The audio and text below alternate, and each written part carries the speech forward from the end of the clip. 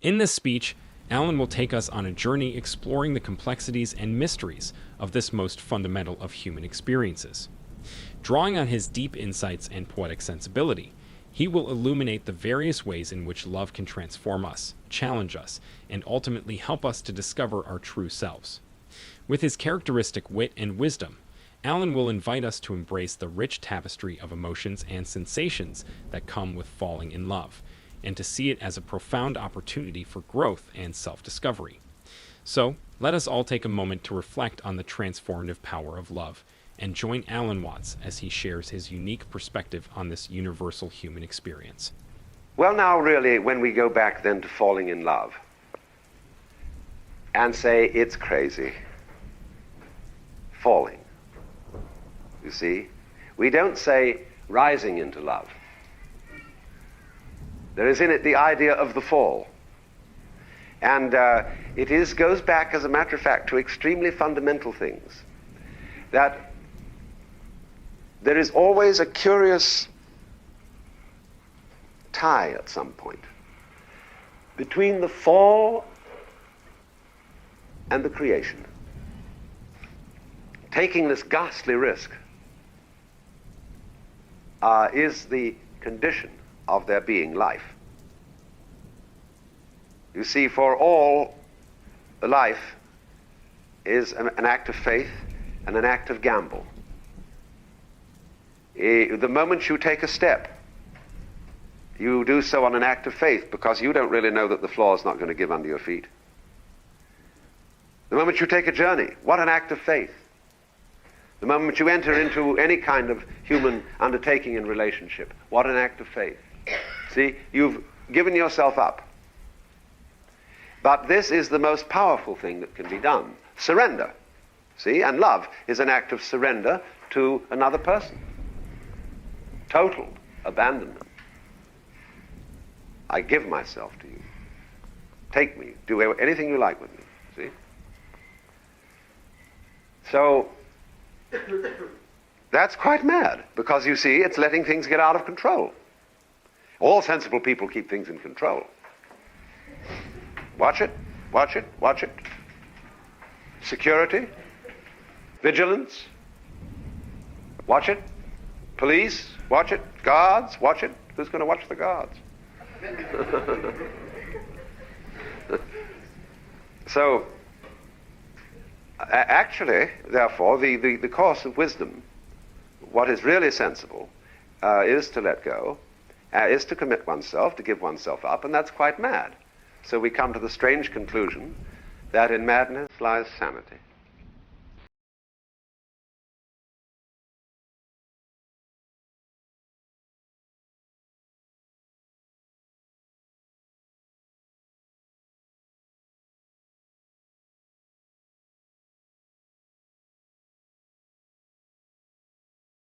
To be like that, and by and large, man's religions are attempts to cultivate that same power in ordinary people. But unfortunately, they normally go about this task as one would attempt to make the tail wag the dog. I remember when I was a small boy in school, I was enormously interested in being able to do my schoolwork properly. And everybody told me that I didn't work hard enough and that I ought to work. I had an intense desire to do this, but when I asked, "How do you work?" everybody shut up like a clam. So I was extremely puzzled, but there were teachers who apparently knew how to work and had attained considerable heights of scholarship, and I admired them very much for their attainments. And so I thought that maybe I could learn the secret by copying their mannerisms. I would imitate the style of handwriting that they used. I would use the same kind of pen. I would affect the same mannerisms of speech and gesture, and insofar as I could get around the school uniform, even of clothing. I must assure you this, of course, was a private school in England, not a public school in America. But none of this revealed the secret, because I was as it were, copying the outward symptoms and knew nothing of the inner fountain of being able to work. And exactly the same thing is true in the case of people who love. When we study the behavior of people who have the power of love within them, we can catalogue how they behave in various situations, and out of this catalogue formulate some rules. One of the peculiar things we notice about people who have this astonishing universal love is that they are apt, but not always so, but they are apt very often to play it rather cool on sexual love.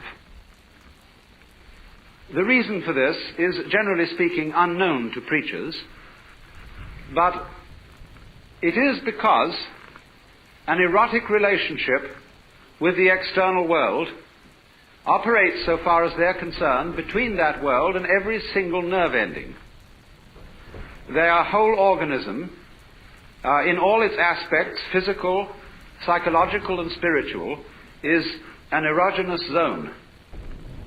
And therefore their flow of love is not specialized or canalized so exclusively in the genital system as it is with most other people. Especially in a culture such as ours, where for so many centuries that particular expression of erotic love has been so marvelously repressed as to make it seem the most desirable kind of love that there is. And so we have, as a result of 2,000 years of Christianity, sex on the brain. Which isn't always the right place for it.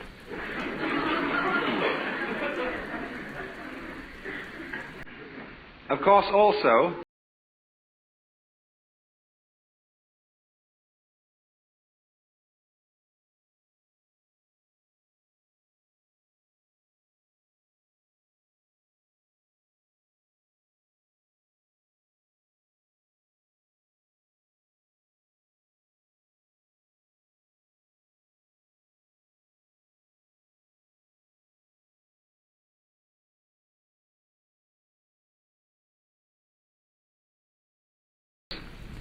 the codifiers of loving behavior write down that you should give so much money to tax-deductible institutions and to the poor, and that you should be nice to people, that you should act towards your relatives and your friends and indeed even your enemies as if you love them, even if you don't.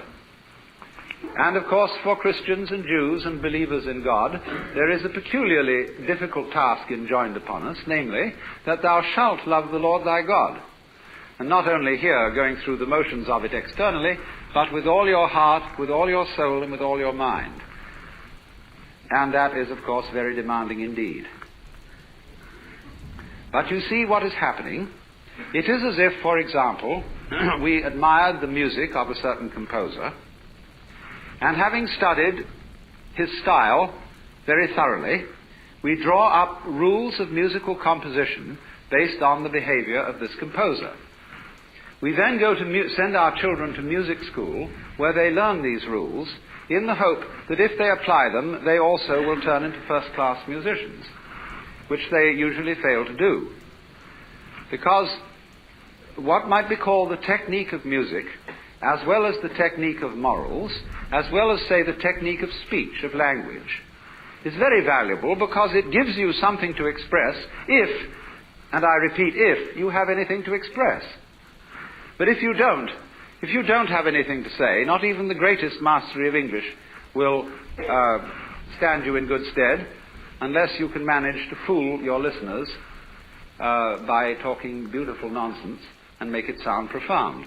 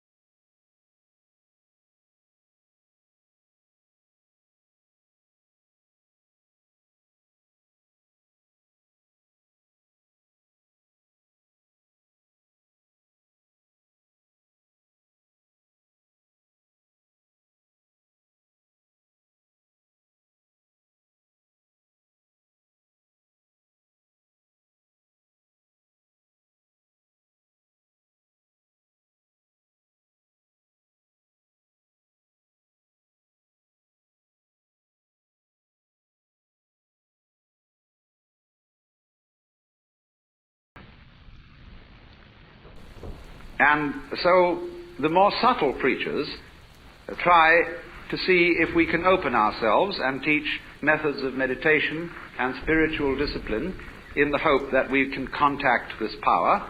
The less subtle preachers simply say, you don't have enough faith, you don't have enough guts, you don't have enough willpower. If you only put your shoulder to the wheel and shoved, you would be, of course, an exemplar and a saint. Actually, you will only be an extremely clever hypocrite. The whole history of religion is a history of the failure of preaching. Preaching is moral violence.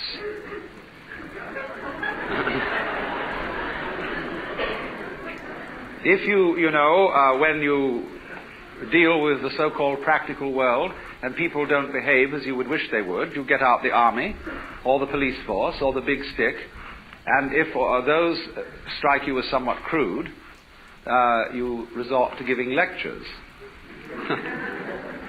And I mean lectures in the sense of a pie jaw, a solemn adjuration and exhortation to behave better next time. Now, let us look at some of the practical consequences of adjuring people and commanding people to love.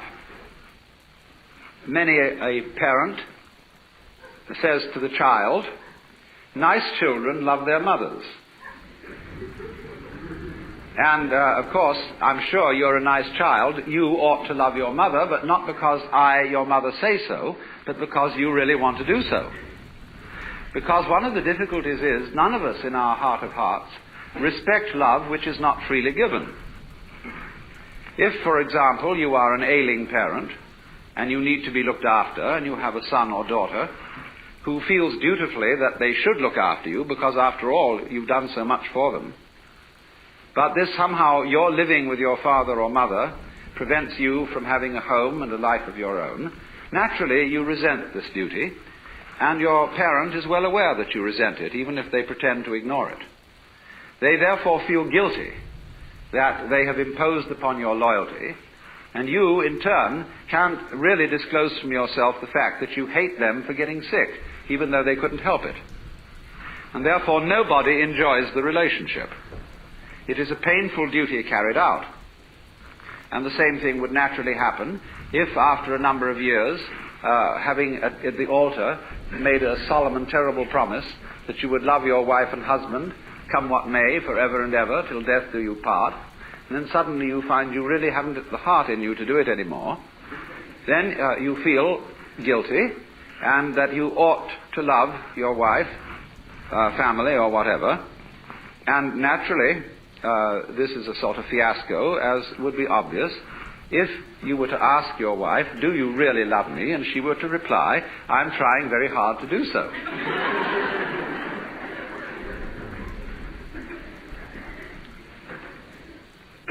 You see, the difficulty of it is this.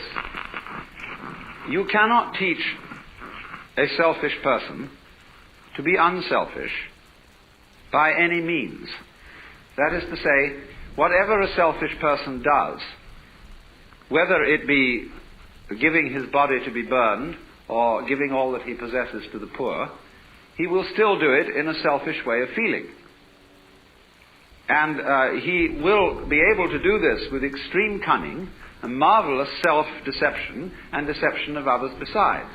But the consequences of fake love are almost invariably destructive, because they build up resentment on the part of the person who does the fake loving, as well as on the part of those who are its recipients. This is why the foreign aid program has been such a dismal failure. Now, of course, you may say that I'm talking in a very impractical way, because you would say, well, do we just have to sit around and wait until we become inwardly converted and learn through the grace of God, or some sort of magic, how to love, and in the meantime do nothing about it and conduct ourselves as selfishly as we feel? There is, as a matter of fact, something to be said for that. Because the first problem in the whole of this is honesty.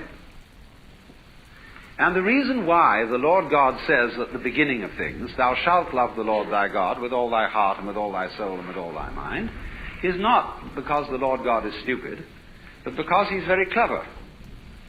That which appears to be a commandment is actually a challenge, or what in Zen Buddhism would be called a koan, a spiritual problem.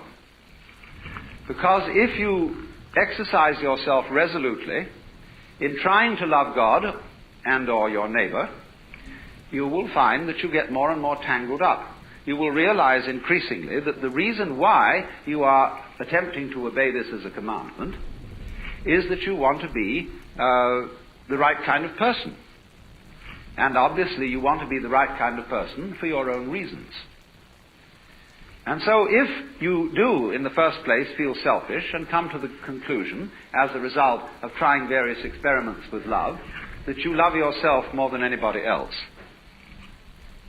the proper thing to do is to investigate your self-love, to find out why you love yourself and what you mean by yourself when you say you love yourself. For the reason is this: love is not something that is a sort of rare commodity. Everybody has it. Existence is love. But it's like water flowing through a hose. It depends in which direction you point it. So everybody has the force running. And maybe the way in which you find the force of love operating in you is that you have a passionate like of booze, or ice cream, or automobiles, or good-looking members of the opposite sex, or even the same sex. But there is love operating. And people, of course, tend to distinguish between the various kinds of love. There are good kinds, such as divine charity, and allegedly bad kinds, such as, in quotes, animal lust. But it should be understood, I think, that they are all forms of the same thing. But they differ in rather the same way that the colors of light, of white light, divide into the spectrum when passed through a prism. So we might say that the red end of the spectrum of love is Dr. Freud's libido, and the violet end of the spectrum of love is agape, the what is called divine love or divine charity, and that in the middle the various yellows, blues and greens are friendship, human endearment, consideration, and all that sort of fellow feeling. But it's all the same thing. And so the thing is, first of all, to get it moving, to follow whatever kind of love you have in the first place. Because you cannot control love until you have some to control, until you have it running. You've got to get your car running before you can learn how to drive it. You will not become a skillful driver by sitting at a still car in a garage any more than you will become a skilled dancer if you simply never move your arms and legs. And so the first thing then is to discover what indeed you do love, if anything. And you will find there is something. And then go into the nature of that. Now, it's said that selfish people love themselves. I would say that that is really a misunderstanding of the whole thing, because yourself is something that is really impossible to love. There are various reasons for this, but one obvious reason is that loving oneself is as difficult as kissing your own lips. Oneself, when you try to focus on it, to love it or to know it, is oddly elusive. It always slips away like the pursued tail of a dog who is trying to get hold of his own tail. So to pursue your own end has some difficulties about it.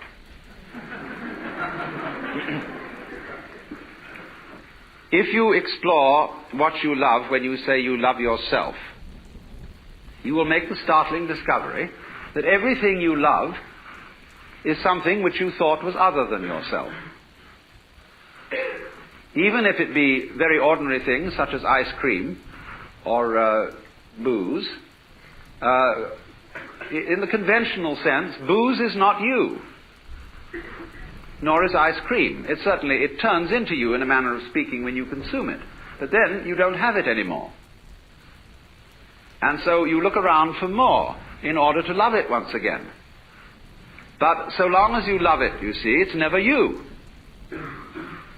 When you love people, even however selfishly you love them, because of the pleasant sensations they give to you, still, it is somebody else that you love.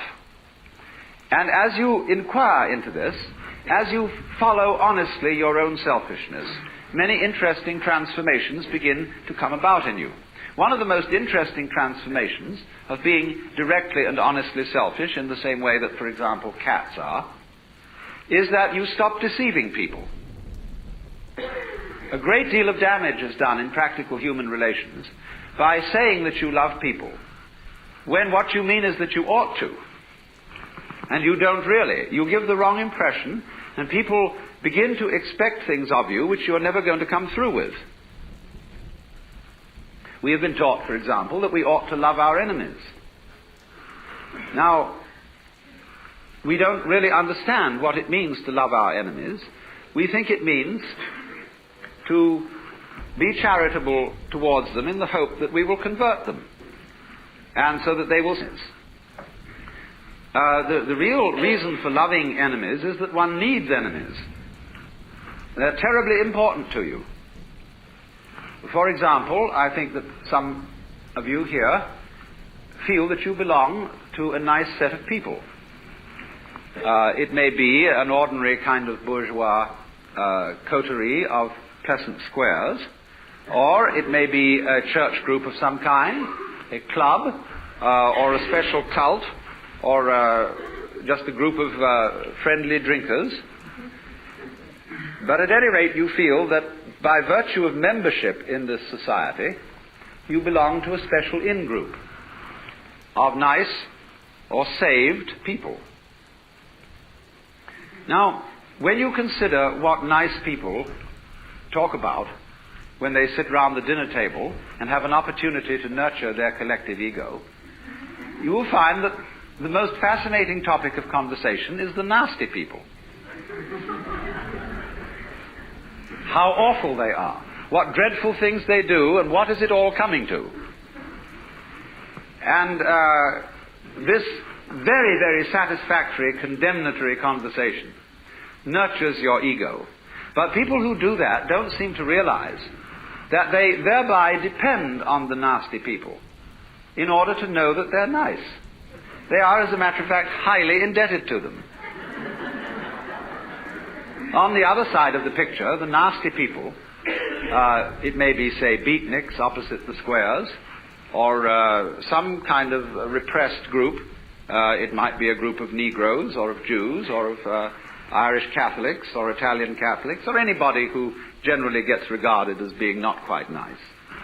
They, on their side, consider that they really are the best people, and nurture their collective ego by blasting the bourgeoisie, the squares, the wasps, the know-nothings, or whoever they may be. And so, for the collective ego of the non-squares, the squares are extremely necessary. If they were to disappear tomorrow, many of us would lose a cause. Now, the minute you begin to become aware of this, it's rather embarrassing. It's, of course, humorous, and I'm glad that you see this. Because at once you begin to realize how much you depend on an enemy, or an outsider, or a group of damned people as distinct from your own group of saved people. And so you begin to realize that if your collective ego, or yourself, depends on your being on the in, but you can only be on the in with relation to something that is out. And since the in and the out are inseparable, if there is to be any in or any out, you suddenly discover that yourself is bigger than you thought it was. It includes the other, and you can't do without it. this brings about a fundamental change in the understanding of the meaning and nature of self. And thereupon, there become a change of attitude to other people, even if you continue with some formal opposition to them and disapproval of them. When then you are honestly clear with yourself what you like and what you dislike, and then at the same include things that were hitherto defined as being not yourself, your love, which is what you are, begins to express itself quite naturally and unaffectedly in a wider way. Now, to trust oneself to be capable of love, to bring up love, in other words, to function in a sociable way and in a creative way, is to take a risk. It's a gamble. Because you may not come through with it. And in the same way, when you fall in love with somebody else, or you form an association with somebody else, and you trust them, they may, as a matter of fact, not fulfill your expectations. But that risk has to be taken. The alternative to taking that risk is much worse than trusting and being deceived. When you say, I will not trust other people, and I will not trust myself, what do you have to do? You have to resort to force. You have to employ stacks of policemen to protect you, and God only knows what makes you think you can trust them. And you have to hold a club over yourself all the time and say, no, my nature is wayward, animal, perverse, fallen, grounded in sin. So that, as a matter of fact, what happens, when you refuse to take the gamble of trusting yourself to be capable of love, you become like a person, if you will excuse this extremely graphic but nevertheless relevant simile, who cannot trust themselves to have bowel movements. Many children learn this from parents who do not trust them and think that they ought to have these movements in rhythm with the clock, which is a different kind of rhythm than the rhythm of the organism. So people who cannot trust themselves to do this endlessly take laxatives, as a result of which their whole elimination system gets fouled up, needing more laxatives and so on and so forth. So exactly the same thing happens with people who can't trust themselves to go to sleep,